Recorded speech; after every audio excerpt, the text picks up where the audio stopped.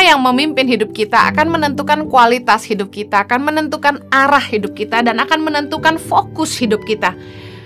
Ada orang-orang tuh yang hidupnya dipimpin oleh perkara-perkara mistis yang berbau kedukunan, hal-hal yang berbau roh-roh gaib gitu ya. Bahkan di zaman sekarang ini masih ada aja orang-orang yang sudah percaya sama Tuhan Yesus, sudah jadi orang Kristen lama, tapi masih percaya hal-hal yang beginian ya. Hidupnya dipimpin sama ramalan ya. Ada yang ramalan zodiak, ada yang ramalan show. Ini tahun apa nih? Tahun tikus. Tahun apa nih? Tahun macan. Masih ikut-ikut yang kayak begitu. Ada orang-orang tuh yang hidupnya masih diikutin ramalan orang pintar. Kata orang pintar gitu ya, saya tuh harus nikah tahun depan. Kalau enggak hoki katanya gitu. Masih ada orang-orang yang percaya sama ramalan nenek moyang ya.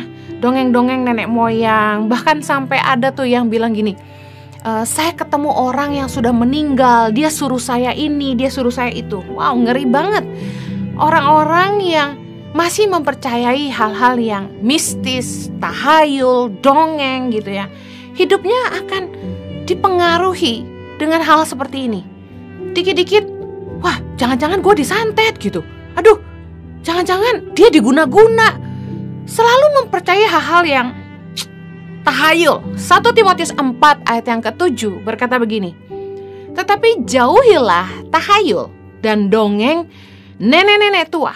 Latihlah dirimu beribadah. Artinya gini, kita harus menjauhi hal-hal yang berbau tahayul, hal-hal yang berbau dongeng-dongeng. Tapi harusnya kita melatih diri kita untuk beribadah kepada Allah, mempercayai firman Allah, mempercayai kebenaran, mempercayai pimpinan suara roh Tuhan di dalam batin kita. Harusnya kita belajar mempercayai Tuhan. Sejak Kak Henny lahir baru tahun 94 dan mulai mempercayai Yesus sebagai Tuhan dan Juru Selamat, dan mulai sungguh-sungguh ikut Tuhan. Aduh, Kak Henny gak pernah mau denger tuh ramal-ramalan orang. Gak pernah mau ikut-ikutan diajak ke orang pintar bahasanya. Gak percaya lagi yang namanya zodiak. Oh, bintang Aquarius.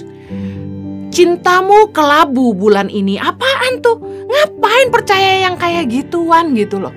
Karena gini, apa yang kita izinkan memimpin hidup kita akan mempengaruhi cara pandang kita sama hidup ini dan mempengaruhi keputusan kita.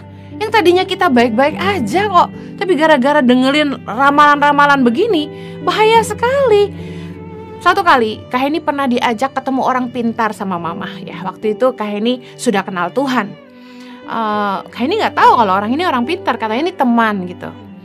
Oke, ke rumahnya, kemudian tiba-tiba si om ini ya, dia bilang gini, dia lihat lengan Kak Henny. Dia lihat lengan Kak Henny terus dia bilang gini, jodoh kamu ini ada 2. Wow.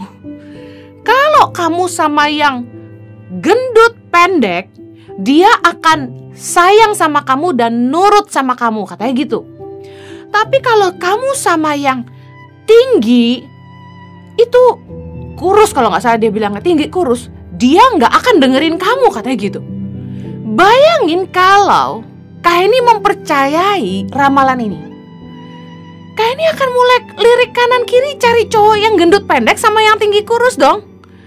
Bahaya banget kalau kita percaya ramalan. Kita harus lebih percaya Tuhan.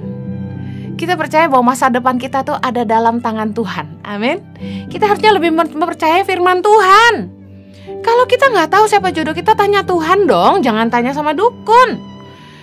Ayub 7 ayat 9 bilang gini, sebagaimana awan lenyap dan melayang hilang, demikian juga orang yang turun ke dalam dunia orang mati tidak akan muncul kembali.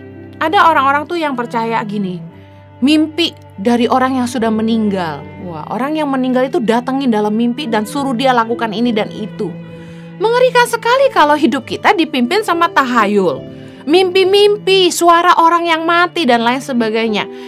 Kanan kiri Kak Henny ada orang-orang yang bilang gini, di rumah ini saya lihat ada roh perempuan di situ. Saya lihat ada roh kakek-kakek di situ. Kak Henny nggak pernah percaya. Saya bilang saya nggak pernah lihat dan saya nggak percaya. Gini, kalau kamu percaya hal itu, kamu akan jadi takut, nggak membangun sama sekali. Mendingan nggak usah didengerin. Satu kali Kak Heni tanya sama anak Kak Heni ya, yang udah beranjak remaja. Kak Heni bilang gini, apa yang memimpin hidup kamu? What leads your life? Dia bilang, games. Jadi ada orang-orang tuh yang tiap hari bangun tidur, yang dipikirin tuh, aduh, aku belum lakukan commission hari ini, games hari ini belum dimainin gitu ya. Hidupnya dipimpin sama Mobile Legends, sama Genshin, sama Valorant, sama Minecraft gitu ya, dan berbagai games lainnya. Masa hidup kita dipimpin sama games? Titus 3 ayat 14 bilang gini, dan biarlah orang-orang kita juga belajar melakukan pekerjaan yang baik untuk dapat memenuhi keperluan hidup yang pokok, supaya hidup mereka jangan tidak berbuah. Banyak orang yang hidupnya jadi sia-sia, tidak berguna, tidak berbuah, tidak berdampak, gak jadi berkat, karena sibuk mengerjakan hal-hal yang sia-sia, bukan sibuk melakukan pekerjaan yang baik. Jangan sampai anak muda sibuk yang tidak berguna. Jangan buang umurmu sia-sia. Masa ada yang alasannya gini ke Kak Heni, sorry Kak Heni, saya itu memang mimpinya dari dulu tuh sport ya gitu ya, pengen bisa di dunia sport. Jadi sekarang ini saya sibuk elektronik sport. Apa elektronik sport? Kak Heni bilang, Mobile Legend elektronik sport. Alasan banget. Mazmur 90 ayat 12 tuh bilang gini, ajarlah kami menghitung hari-hari kami sedemikian hingga kami beroleh hati yang bijaksana. Anak muda tuh mesti ngitung umur. Jangan bilang, gue masih muda. Dengerin ya, 10 tahun tuh cepet banget loh. Waktu tuh jalan terus, kita tuh gak bisa menghentikan waktu. Stop, tunggu gitu, gak bisa. Waktu tuh jalan terus. Apa yang kamu mau bangun 5-10 tahun ke depan harus dibangun hari ini. Karena untuk membangun sesuatu itu butuh waktu. Kalau kamu pengen punya masa depan yang baik, berarti kamu harus punya pekerjaan yang baik. Dan pekerjaan yang baik itu harus dimulai dari sekolahlah yang baik. Pakai waktu-waktumu untuk hal-hal yang baik. Contoh, pertajam potensimu.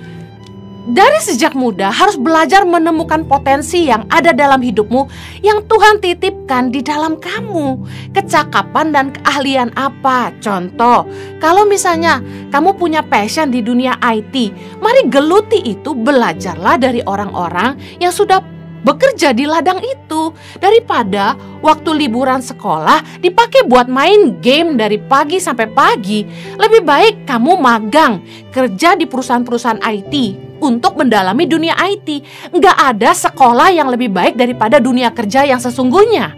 Karena waktu kita belajar di sekolah itu semua cuma teori dasar. Tapi ketika kita terjun ke dunia kerja, itu baru dunia nyata, di mana kita akan belajar lebih banyak ilmu-ilmu yang berguna gitu loh. Practical things yang kita butuh untuk bisa menghidupi kehidupan kita suatu hari nanti. Jangan sampai udah umur 23, 25, 26, 27 masih aja di rumah main game, nggak kerja, nggak bangun apa-apa, hidup sia-sia. Orang tua tuh makin tua. Ada waktunya di mana orang tua harus kerja, membesarkan kita, menafkahi kita, menyekolahkan kita. Tapi ada waktunya di mana orang tua harus istirahat dan menikmati masa tua mereka, bukannya kerja sampai tua untuk ngidupin kita. Makanya istilahnya anak burung harus ditendang keluar dari sarang, itu untuk kebaikan, bukan karena orang tua tuh kejam. Jangan sampai kita sibuk yang gak sia-sia. Firman Tuhan bilang, ajar kami menghitung hari-hari kami sedemikian supaya kami beroleh hati yang bijaksana. Kalau kita gak mau jadi bodoh, kita harus belajar ngitung hari, ngitung waktu. 5 tahun ke depan saya harus bisa apa? Saya harus bisa mencapai titik mana? Saya sudah harus bisa membangun apa? 10 tahun ke depan saya sudah harus beli apa, punya apa? Karena hidup ini kan ada musimnya. Ada musimnya kamu akan dating, menikah, butuh rumah, kamu butuh mencari nafkah untuk menghidupi keluarga. Akan ada anak-anak yang dilahirkan dalam kehidupanmu. Jangan sampai buang waktu sia-sia. Ada yang jomblo, gak ketemu-ketemu jodoh karena di rumah main game terus. Loh Kak Heni, zaman sekarang itu udah ada apps yang kita itu bisa ngobrol ya, Discord ya istilahnya. Hey, dengar baik, seberapa dalam sih kamu bisa kenal orang hanya lewat conversation by Discord? Orang tuh bisa pura-pura. Kita nggak tahu dalamnya orang, kecuali kita benar-benar bergaul dengan dia, jadi teman dia, dan lihat hidup aslinya seperti apa. Jangan beli kucing dalam karung, menyesal nanti. Apa yang memimpin hidupmu? Berita-berita, gosip, infotainment, sinetron. My goodness, anak-anak masih remaja udah doyannya sinetron. Hidupnya dipimpin sama drama. Drama Korea, drama sinetron Indonesia yang ceritanya itu klise banget. Orang dijahatin dan ada yang baik, ya, karakternya aneh-aneh gitu. Malah memberi ilham untuk orang berbuat yang jahat. Banyak film-film yang bermanfaat, tapi kita juga harus selektif dengan film-film yang gak bermanfaat. Contoh, yang ngajarin kita bully orang, kata-kata yang ngajarin kita ngomong jorok. Ngapain? Hati-hati ngikut orang di Instagram, sosial media. Hati-hati dengan YouTube yang kita tonton. Hati-hati dengan berita-berita yang kita lihat. Kita suka nonton Reels atau TikTok atau YouTube atau Facebook. Saringlah, filterlah, cerdaslah dalam memilih tontonanmu, bacaanmu. Gak semua berita layak dibaca. Tiap hari itu ada orang yang kerjanya ngepoin hidup orang lain di sosial media.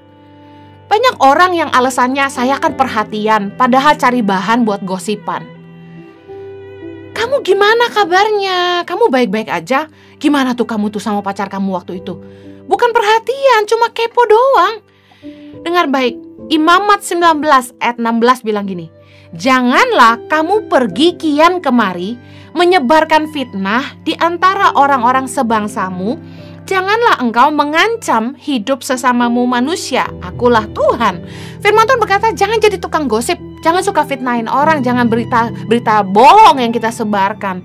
Ada tuh orang-orang yang kepo banget kesana sini, cuma buat nyebarin gosip, nyebarin hoax, ngomongin hidup orang lain. Satu kali Kak Heni ketemu dengan teman di Australia, kami makan siang bersama. Pertanyaan pertama yang keluar dari mulutnya adalah ini, kamu kenapa sih sama si A? Kayak ini bingung. Maksudnya gimana? Iya, kamu kenapa sama si A? Kenapa emangnya? Si A itu selalu ngomongin kamu, selalu jelek-jelekin kamu.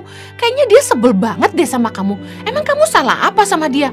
Kayak ini senyum-senyum langsung bilang gini, tolong tanyain sekalian ada apa? Saya salah apa? Saya juga mau tahu dia kenapa. Well, ada orang-orang tuh yang sukanya tuh sibuk ngepoin hidup orang lain, ngomongin orang lain, jahatin orang, nyebarin berita-berita bohong, fitnah-fitnah tentang hidup orang lain. Untuk apa?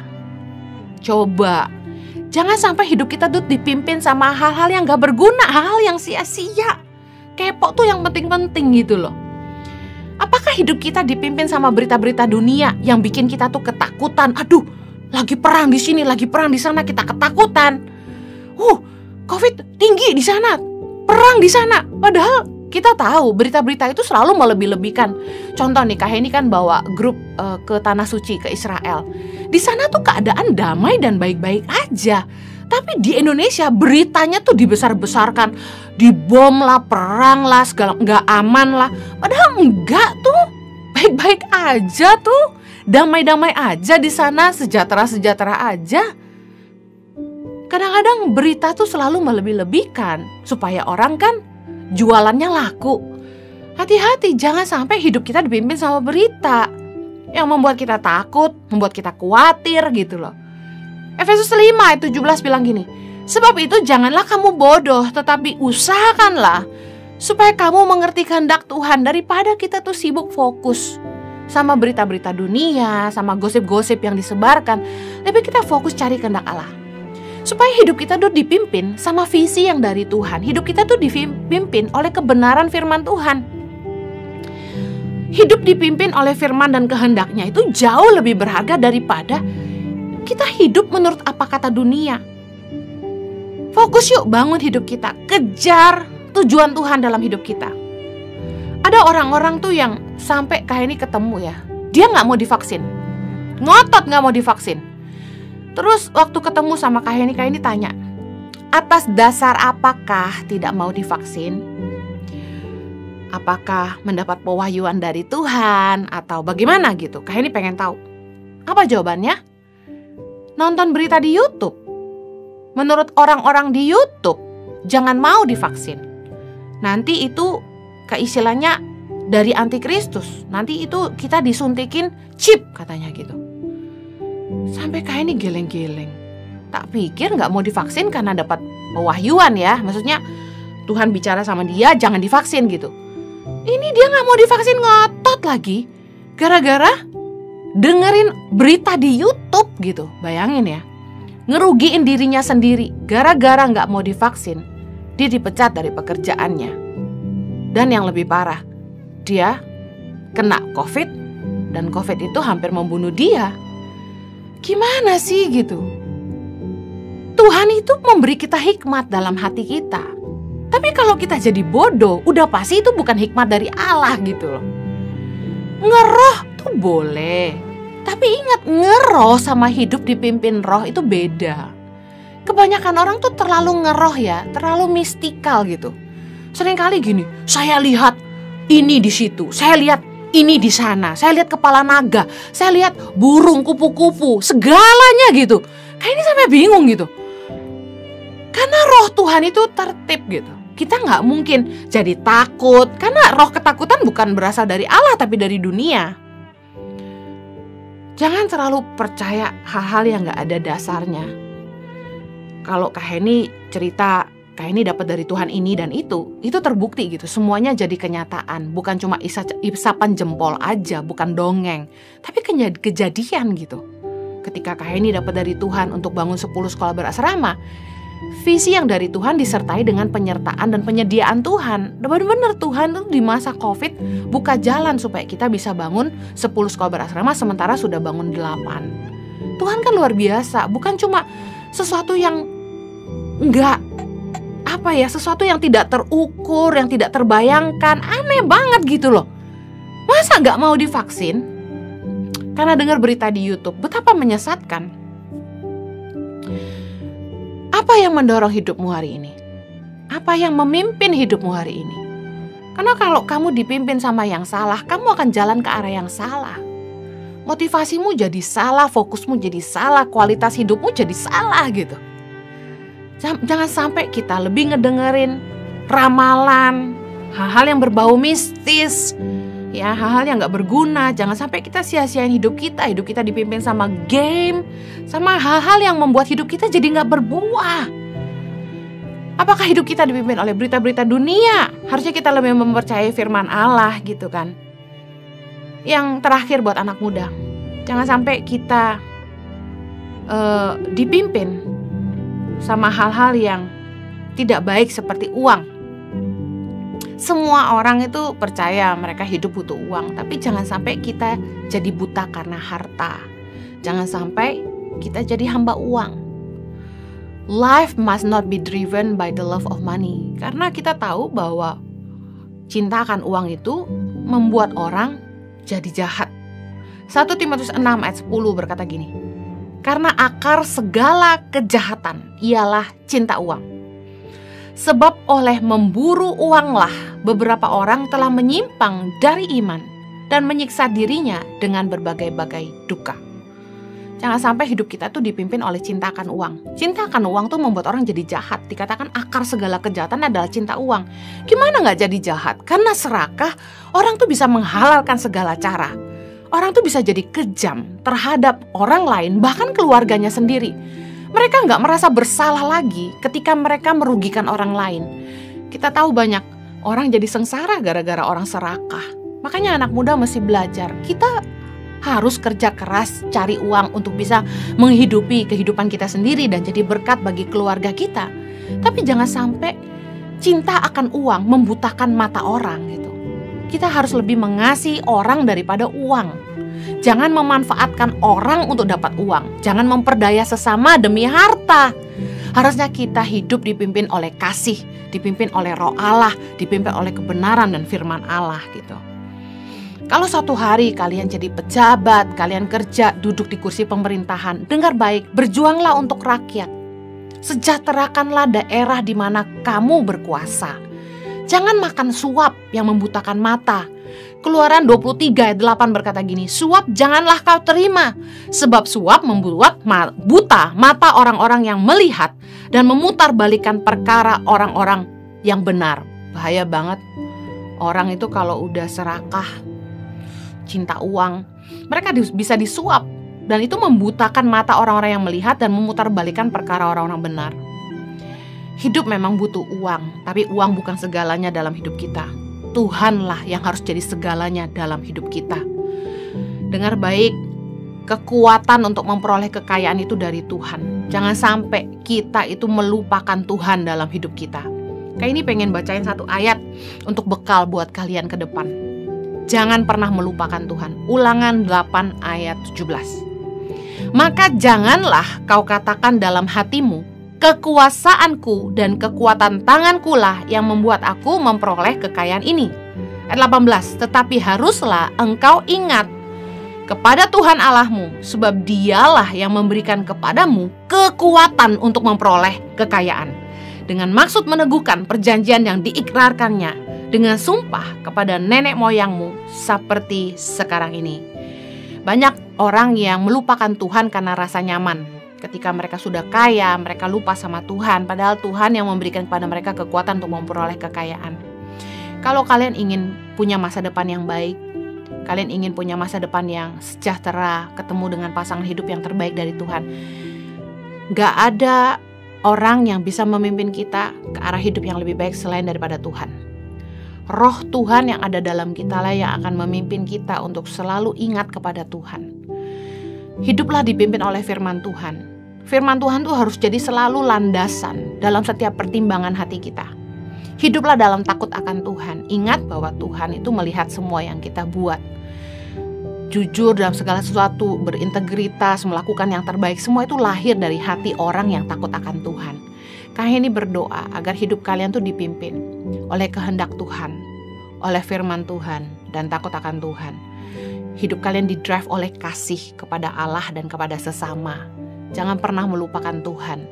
Kayak ingin akhiri dengan ini. Berilah dirimu dipimpin oleh Roh Allah. Tiap hari berdoa, minta Tuhan pimpin. Kamu mau sekolah, kamu mau kerja, minta Tuhan memimpin hidupmu. Kamu mau buat keputusan apapun, bawa itu ke Tuhan. Tuhan, siapa jodohku? Pekerjaan terbaik apa yang aku harus lakukan? Kak ini ingin saksikan hidup Kak ini hari ini dipimpin oleh kehendak Tuhan. Karena tiap kali Kak ini selalu berdoa, Tuhan apa yang Engkau mau buat hidupku? Dan kalau Kak ini hari ini bisa mendirikan sebuah yayasan Tangan Pengharapan yang menolong ribuan anak di Indonesia, itu bukan karena Kak Heni yang punya mau. Karena seringkali kehendak kita sendiri itu bisa salah. Makanya Kak Heni selalu menyerahkan kehendak Kak Heni kepada Tuhan. Tanya, Tuhan apa yang kau mau dengan hidupku? Izinkan Tuhan yang memimpin hidupmu. Udah pasti gak akan pernah salah. Karena jalan Tuhan itu jalan yang penuh dengan sejahtera semata-mata. Jalan dunia kelihatannya luar biasa, tapi berliku-liku dan membuat kita akhirnya hidup jatuh bangun dalam dosa dan keserakahan. Mari hidup takut akan Tuhan, beri dirimu dipimpin oleh Roh Tuhan. Jangan sia-siakan waktumu, bangun hidupmu. Apa yang Tuhan mau kita hidupi hari ini, pegang itu teguh-teguh dan jalani dengan sungguh-sungguh. Ini berdoa kalian semua jadi anak muda yang penuh hikmat, mau bayar harga, supaya kita semua bisa melihat apa yang Tuhan sediakan bagi kita.